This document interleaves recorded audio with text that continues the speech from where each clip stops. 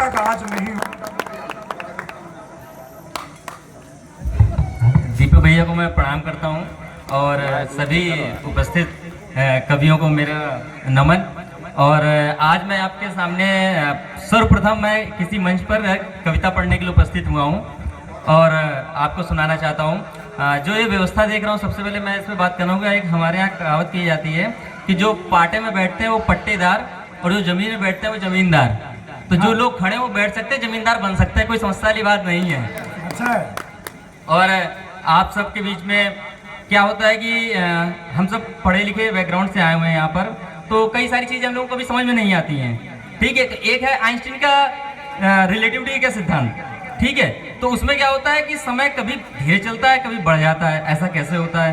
तो अभी आपने एकदम साक्षात उदाहरण यहाँ पे देखा, जब प्रीति पांडे जी यहाँ पर कविता पाठ अपना कर रही थी, आप सब बड़े ध्यान से सुन रहे थे, किसी को समय का पता ही नहीं चला। और जैसे हमारे पवन भैया है, आपने मतलब इशारा कर करके भगा दिया कि नहीं अब जाओ, ठीक है, बहुत हो गया, ठीक है, समय बीत गया बहुत ज्यादा। और यहाँ पे उपस्थित लगभग हम 7 कवि थे और मुझे बीच में क्यों बुलाया गया, मैं बस 2 पंक्तियों से आपको बताना चाहूंगा। हमारे घर के सामने एक श्रीवास्तव जी रहते थे। एक बार उनके साथ जो है बारात में गए, नाश्ता करने का उनका स्टाइल देखा, खाना खाने का स्टाइल देखा, मैं बड़ा भाव विभोर हो गया। उन्होंने सबसे पहले दाल चावल खाया, फिर हलवा खाया, फिर जो है रोटी सब्जी खाई। तो मैंने कहा ये समझ में नहीं आया, आपने बीच में हलवा क्यों खाया? बोले देखो ऐसा है कि अगर उल्टी आ जाए तो दाल चावल निकल जाएगा, पेट में हलवा बचेगा, और बाकी का प्रोग्राम हो तो भी चला जाएगा, हलवा बचेगा, मतलब हलवा सेफ रहना चाहिए। देखो बात है साहब। तो इसी तरीके से मुझे भी देखो बीच में रखा गया है। 3 लोग सुना के जा चुके हैं, चौथे को आपने भगाया, बीच में मुझको बुला लिया गया है यहाँ पर, और मैं आपके सामने कविता पढ़ने आया हूँ। बस एक बुंदेला जी के लिए मैं बात करना चाहूँगा। क्या था, ये बहुत अच्छे गायक हैं और एक बार मैं इनके साथ ट्रेन में यात्रा कर रहा था, तब मैं इनसे परिचित नहीं था। तो ये एक बहुत पुरानी मूवी है, उसका गाना गा रहे थे, मूवी का नाम है सावन भादो।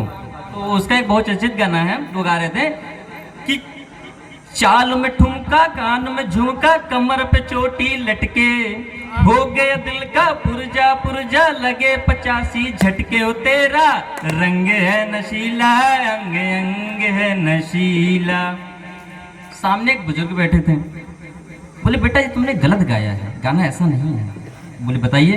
वो बोलते हैं कानों में झुमका, चाल में ठुमका, कमर पे चोटी लटके, हो गया दिल का पुरजा पुरजा, लगे 85 झटके। बोलो जय माता दी। तो अब मैं आता हूँ अपने पाठ पर और प्रारंभ करता हूँ। सुनिएगा, आनंद लीजिएगा, आपसे जुड़ने का प्रयास करता हूँ। हमारी जो रोज़मर्रा की ज़िंदगी, मैंने उसी पे कविता बनाई है और मैंने पवन भैया को दिखाई थी, अभी मैंने हाल ही बनाई है। सुनिएगा कि बारिश के मौसम में पकोड़े लेके हाथ में, चाय पी रहा था मैं पत्नी जी के साथ में। भाई बिस्कुट को भी पार्ले जी बोलते हैं, तो पत्नी को पत्नी जी कहने में कोई समस्या नहीं है, क्योंकि क्या है, हाँ क्या है कि जो है, जो घास झुक जाती है वो तूफान में बच जाती है, और जो पेड़ से अकड़ रखते हैं वो तूफान में उखड़ जाते हैं। ठीक है, तो हम भी पत्नी जी बना करके सम्मान रखते हैं कि बारिश के मौसम में पकौड़े लेके हाथ में, चाय पी रहा था मैं पत्नी जी के साथ में। हवाओं का शोर था, पानी भी जोर था, मिर्ची का तीखा स्वाद बड़ा घन घोर था। मेरी प्राण हरे पत्नी ने, अब प्राण हरे पत्नी शादीशुदा लोग समझ रहे होंगे, जो कुंवारे उनको समझा देना चाहता हूँ कि जिस पत्नी को देखकर प्राण हरे भरे हो जाए, मन प्रफुल्लित हो जाए, वो है प्राण हरे पत्नी। शादीशुदा लोग वही समझे जो उन्होंने पहले सोचा था। ठीक है, कि मेरी प्राण हरे पत्नी ने एक बात मुझसे कही, जिसमें थे सारे व्रत पुण्य कर्मों के खाता बही।